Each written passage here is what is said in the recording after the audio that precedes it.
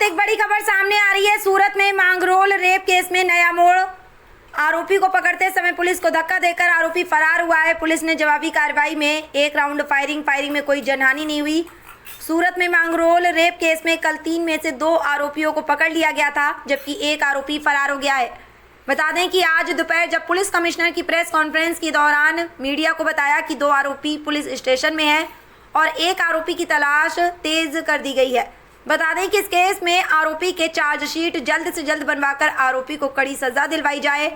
सूरत मांगरोल की दुष्कर्म का केस में जांच के लिए एसआईटी की टीम की गठन की गई, जिसमें कई पुलिस इंस्पेक्टर को जांच के लिए शामिल किया गया और फरार आरोपी को जल्द से जल्द पकड़ने के लिए कई टीमों को बाहर राज्यों में भी भेजा गया है। भारत न्यूज़ के लिए सूरत से अशोक दास की खास रिपोर्ट।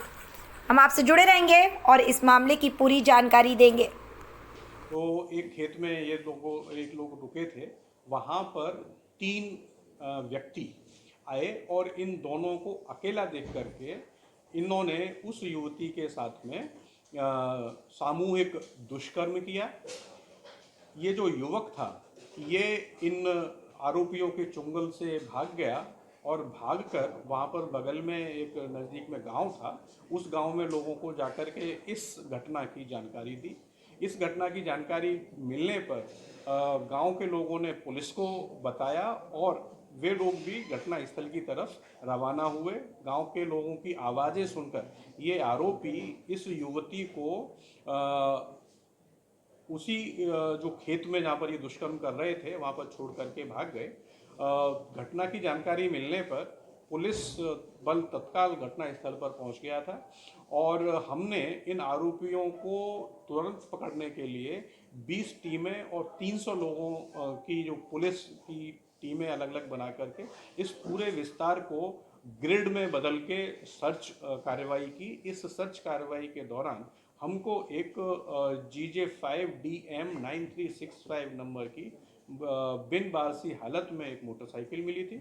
उस मोटरसाइकिल के आधार पर आगे इन्वेस्टिगेशन किया तो पता पड़ा कि ये सूरत के एक आदमी की मोटरसाइकिल थी, जो उसने अलग अलग लोगों के पास बिकते बिकते आजकल एक तनवीर नाम के व्यक्ति के पास ये मोटरसाइकिल थी। जब तनवीर से पूछपरछ की गई तो उसमें पता पड़ा कि उसने ये मोटरसाइकिल राजू नाम के एक व्यक्ति को दी थी।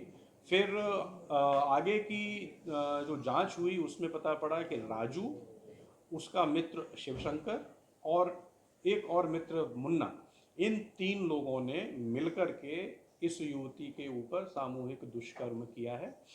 इसकी जानकारी मिलते ही सूरत शहर की क्राइम ब्रांच की टीम और CP श्री सूरत गहलोत सर के निर्देशन में और सूरत ग्राम्य पुलिस की अलग अलग टीमों ने मिलकर एक संयुक्त अभियान चलाया और इस संयुक्त अभियान के दौरान 2 आरोपी जिनमें शिवशंकर और मुन्ना को कल ही पकड़ लिया गया था और जो तीसरा आरोपी है वो उसको ढूंढने के तमाम प्रयास बहुत ही गंभीरता से किए जा रहे हैं।